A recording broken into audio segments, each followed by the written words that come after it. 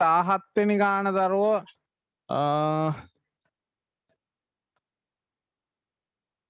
ඒ කොටස අර යම්කිසි ප්‍රකාශනයක් දීලා තියෙනවා.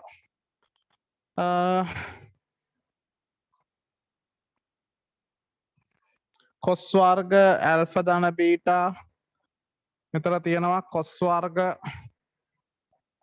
ඇල්ෆා ධන බීටා ධන කොස් වර්ග ඇල්ෆා ධන කොස් වර්ග බීටා ඍණ 2යි කොස් ඇල්ෆා ධන බීටා කොස් ඇල්ෆා කොස් බීටාගේ අග 1යි කියලා මොනවා හරි සුළු කිරීමක් කරන්න ඕනේ. හැබැයි කොස් ඇල්ෆා ධන බීටා ප්‍රසාරණය කරගෙන යන්න මට ටිකක් කම්මැලි. මේ කොස් ඇල්ෆා ධන බීටා මෙතන වර්ග වෙලා ඔහොම ලියාගෙන ගියොත් ඒකයි පානවනේ. හැබැයි මේ දෙක ඇතුලේ මට පේනවා LHS වල කොස් ඇල්ෆා ධන බීටා සාධකයක් විදියට එළියට ගන්න පුළුවන්. ඔය එළියට ගත්තාම කොස් ඇල්ෆා ධන බීටා ඍණ 2යි කොස් ඇල්ෆා කොස් බීටා කියලා එනවා. ධන කොස් වර්ග ඇල්ෆා ධන කොස් වර්ග බීටා එකකුත් තියෙනවා.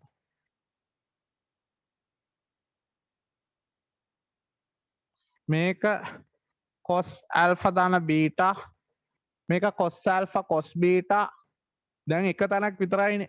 මේක මෙහෙම තියාගෙන මේක සුළු කරත් කොස් ඇල්ෆා කොස් බීටා ඍණ සයින් ඇල්ෆා සයින් බීටා ඍණ 2යි කොස් ඇල්ෆා කොස් බීටා ධන කොස් වර්ග ඇල්ෆා ධන කොස් වර්ග බීටා මේක ලියන්න පුළුවන් කොස් ඇල්ෆා කොස් බීටා ඍණ සයින් ඇල්ෆා සයින් බීටා වාරයක් මෙතන ඍණක් එළියට ගත්තාම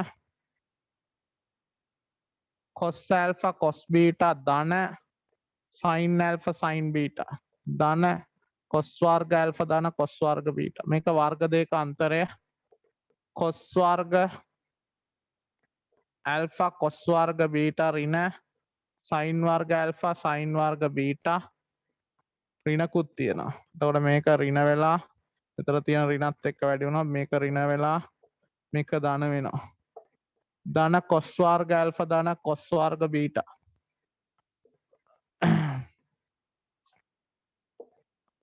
ඍණ කොස් වර්ග ඇල්ෆා කොස් වර්ග බීටා ධන සයින් වර්ග ඇල්ෆා ලියන්න පුළුවන් එක ඍණ කොස් වර්ග ඇල්ෆා වාරයක් එක ඍණ කොස් වර්ග බීටා ධන කොස් වර්ග ඇල්ෆා ධන කොස් වර්ග බීටා ඍණ කොස් වර්ග ඇල්ෆා කොස් වර්ග බීටා ධන එක ඍණ කොස් වර්ග බීටා ඍණ කොස් වර්ග ඇල්ෆා ධන කොස් වර්ග ඇල්ෆා කොස් වර්ග බීටා ධන කොස් වර්ග ඇල්ෆා ධන කොස් වර්ග බීටා මේකට මේක කැපිලා යනවා මේකට මේක සමානයි 1යි කියලා එනවා.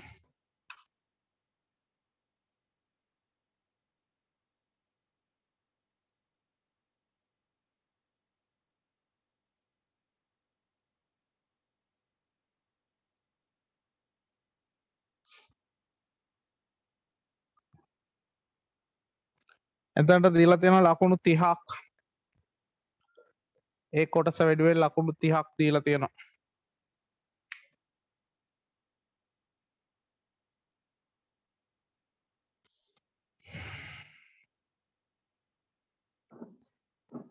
ඊට පස්සේ B කොටස ගැන කතා කරොත්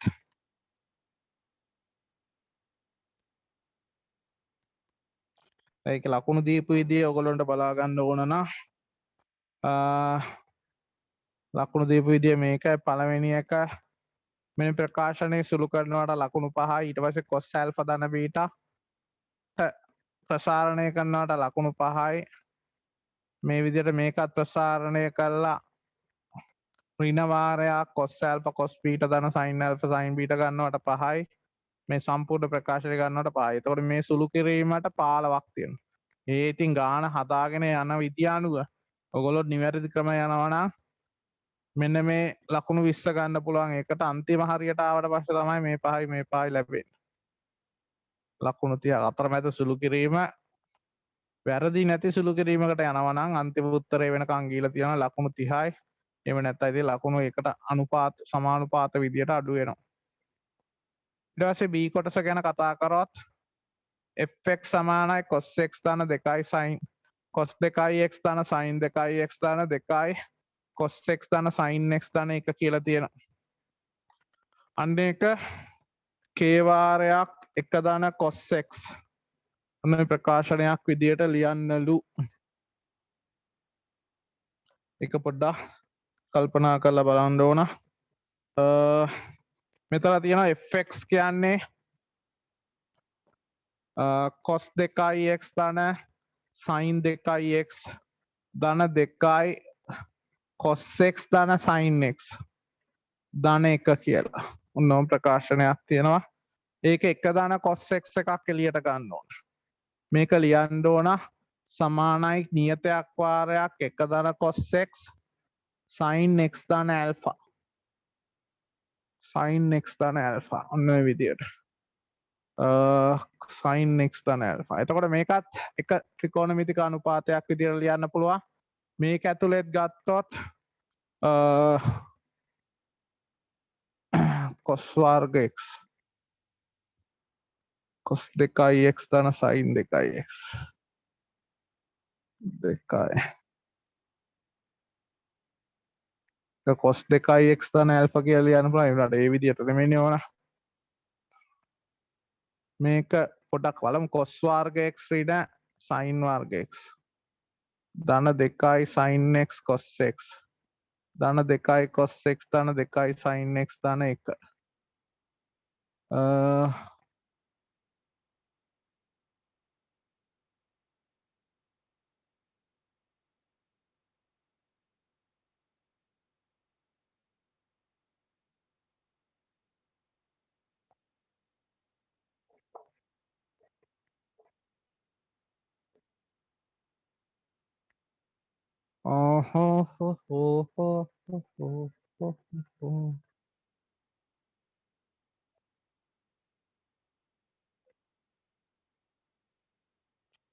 මේ දෙක ඇතුලේ cos x ධන 1 ධන cos x මේ දෙකෙන් sin x එකක් එළියට ගත්තොත් 2යි sin x එකක් එළියට ගත්තොත් 1 ධන cos x කියලා එනවා.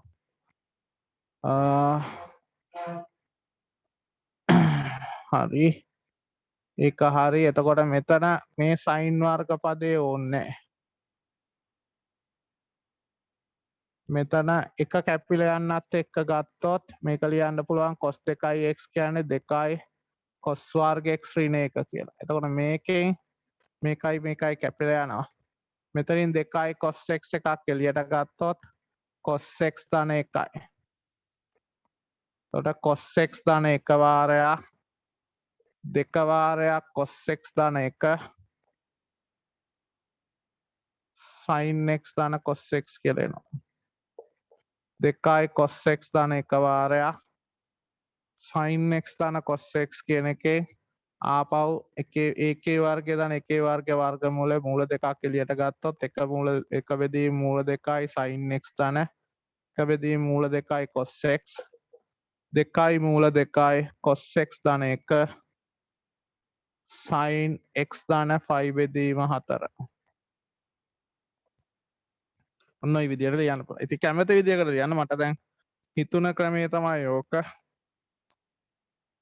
උත්තරේ බලලා ලියන්නත් තිබුණා උනාට ඊට වඩා කල්පනා කරන එක හොඳයි කියලා මම කල්පනා කරා.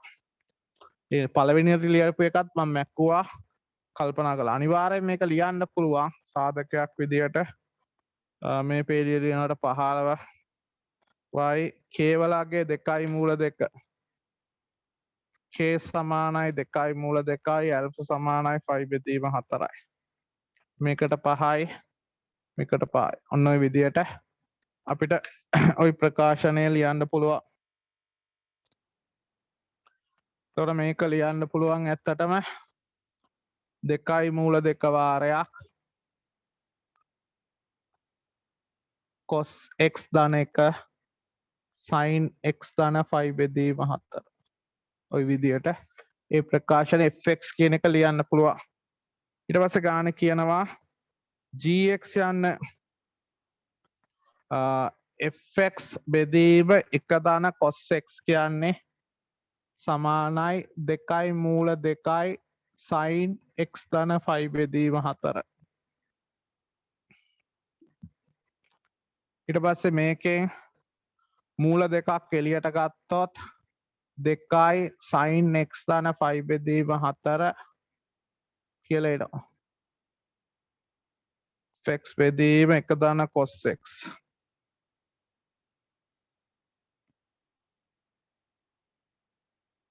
එතකොට gx ඍණ 1 කියන්නේ 2යි sin x දාන 5 බෙදීම 4. එහෙනම් gx කියන්නේ 2යි sin x දාන 5 බෙදීම 4 ධන 1. ඔක තමයි gx කියලා කියන්නේ. ඔක ලියනවට ලකුණු 10ක් දීලා තියෙනවා. මෙතන ලියනවට ලකුණු 5යි. මේක ලියනවට 5යි ලකුණු 10ක් දීලා තියෙනවා. ඊට පස්සේ sketch the gx වල ප්‍රස්ථාරය අඳින්න කියලා කියනවා. gx ප්‍රස්ථාරය ඇඳ එනයි gx වල ප්‍රස්ථාරය අඳින්න x දාන 5 බෙදීම 4. මෙතනදී මේ ත්‍රිකෝණමිතික අනුපාත මෙතන ගනිද්දි මේක sin x දාන 5 බෙදීම 4 කියන්නේ ඍණ 1යි ධන 1යි අතර. එතකොට gx ඍණ 1 බෙදීම 2 කියන්නේ ඍණ 1යි ධන 1යි අතර. gx ඍණ 1 ඍණ 2යි 2යි අතර. gx කියන්නේ ඍණ 1යි 3යි අතර. උපරිමගේ 3යි අවමගේ ඍණ 1යි කියලා තියෙනවා. එතකොට ඒක ප්‍රස්ථාරය අඳින්න ඕන.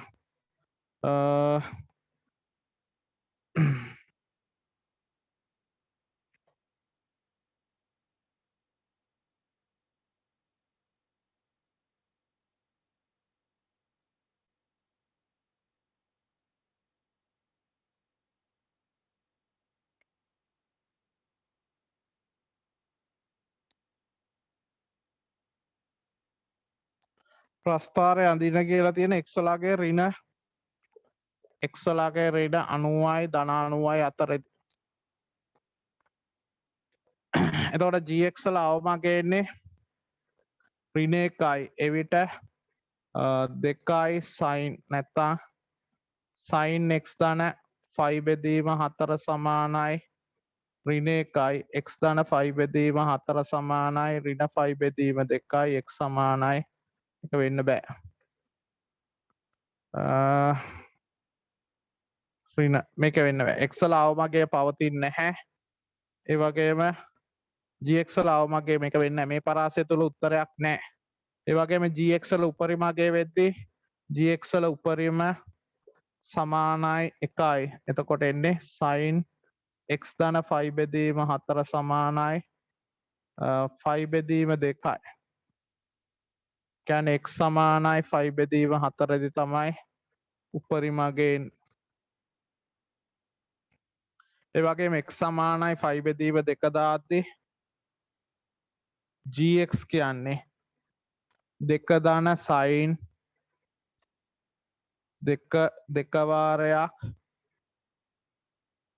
sin 5 බෙදීම 2 දාන 5 දාන 5 බෙදීම 4 කියන්නේ cos 5 බෙදීම 4 දාන 1. cos 5 බෙදීම 4 කියන්නේ එකයට මූල 2යි මූල 2 ධන 1යි. gx සමානයි මූල 2 ධන 1යි. ඒ වගේම x වලගේ ඍණ 5 බෙදීම 2 වුණොත් ඍණ cos 5 බෙදීම 4. ඍණක් එළියට ගත්තාම ඍණ 1 ඍණ මූල 2යි. එතකොට මේකේ ප්‍රස්ථාරය අපි ඇන්දොත් උපරිම ලක්ෂ එකක් විතරයි තියෙන්නේ.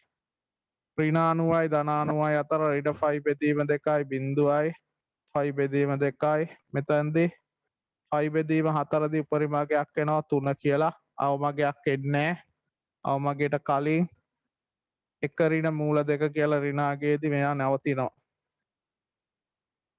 x සමානයි බිඳුවේදී y වලගේ gx කියන්නේ 2 බෙදීම මූල 2 ධන 1ක්. එතකොට උපරිභාගයයි මේ අන්ත ලක්ෂයයි දෙකේදීම මූල 2 ධන 1ක්. මේම ගිහිල්ලා මේම ඇවිල්ලා මේම ඇවිල්ලා මෙන්න මෙහෙම ප්‍රස්ථාර කොටසක් එන්නේ. මේක මූල 2 ධන 1.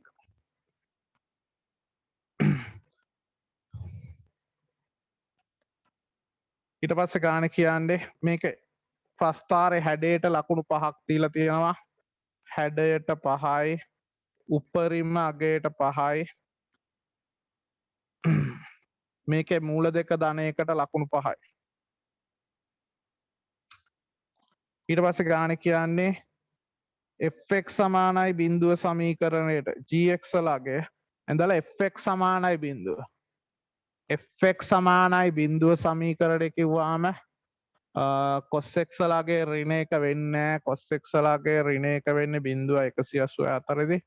එතකොට මේක වෙන්නේ fx සමානයි බිඳුව වෙන්නේ gx සමාන 1 දී. fx බෙදීම 1 ධන cos x සමානයි මූල දෙක වාරයක් gx ඍණ එකනේ. එතකොට fx ලගේ බිඳුවේදී gx ලගේ 1 දී. එතකොට 1 ධන මූල දෙක 1 කියන්නේ මේක. 1 ධන මූල දෙක කියනවා නම් මේක තමයි y සමාන 1 රේඛාව. මේ දෙක එකට සමානයි සන්තුලනය වෙනවා. එහෙනම් fx සමානයි බිඳුව එතනදී අපිට කතා කරන්න පුළුවන් gx සමාන 1ට x මූලයක් පමණක් ඇත. ඒ නිසා fx සමානයි බිඳුවට x මූලයක් පමණක් පවතී කියලා ඉන්නේ අදාළ කතාව ලියන්න ඕන. මම ඒක හරියට බෝඩ් එකේ ලිව්වේ නැහැ. y සමාන 1 කියන එකත් මේ ප්‍රස්ථාරය අඳිනකොට ලකුණු 5යි. එතකොට ප්‍රස්ථාරය ඇතුලේ ලකුණු 15ක් තියෙනවා. අන්ත ලක්ෂ වලටත් ලකුණු 5ක් දීලා තියෙනවා. අන්ත ලක්ෂ වලටත් 5යි ලකුණු 20ක් දීලා තියෙනවා. නෑ 5 10 ෂේප් එකට 5යි උපරිමකයටත් 5යි. 25ක් තියෙනවා. 10 15 20 25යි. ඊට පස්සේ මෙතන තර්ක කරනවට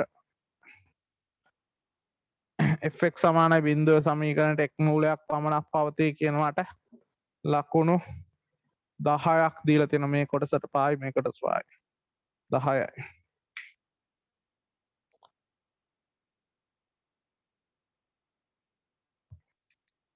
ඔන්න විදිහට ඒ සම්පූර්ණ එකට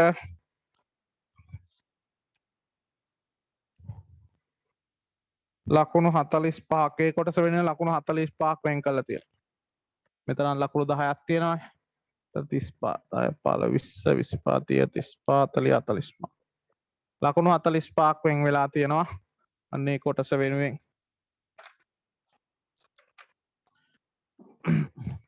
මම හිතනවා ඒ ත්‍රිකෝණමිතිය ගානේ අමාරු කොටස ඔන්න ඕක කියලා.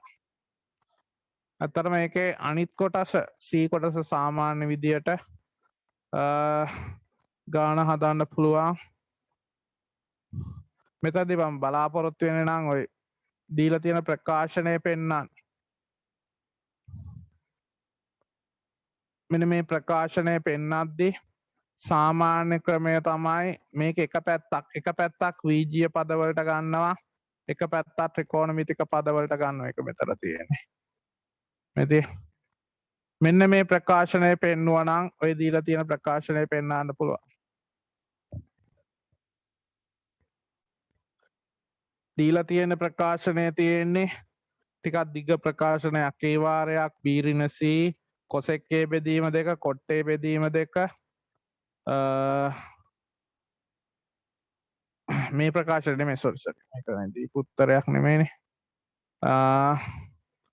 මේකේ වම් පැත්ත මෙතන තියෙන මෙන්න මේ ප්‍රකාශනය ගාන දිහා බැලුවොත් මෙන්න මේ ප්‍රකාශනයේ a බෙදීම b ඍණ c බෙදීම b ධන c ගේ වර්ගය සමානයි tan b ඍණ c බෙදීම 2 sec b ඍණ c බෙදීම 2 යට cosec a බෙදීම 2යි cot a බෙදීම 2යි කියලා තමයි පෙන්නන්නේ. ඒකට එක පැත්තක් සුළු කරගෙන ගිහලා වීජීය පද ඇප්ලයිඩ් එකටම ගිහලා වීජීය පද අයින් කළා. මෙතන තියෙන ක්‍රමය මේකට සයින් නීතිය භාවිතා කරලා මෙන්න මේ ප්‍රකාශනය දාලා ඒක සුළු කරගෙන ගිහිල්ලා sin a වාරයක් sin b ඍණ sin c sin b ධන sin c මේ sin b ඍණ sin c ට CD සූත්‍රය දානවා. දාලා සුළු කළා උඩයි යටයි දෙකම කපලා පුළුවන් ඒවා කැපෙන පද කපලා ඒකෙන් අර උත්තරයට යන්න පුළුවන්. සුළු කිරීමක් තියෙන. ඒක කරන්න පුළුවන් වෙන්න ඕන. අනිවාර්යයෙන්ම තනියම සුළු කරන්න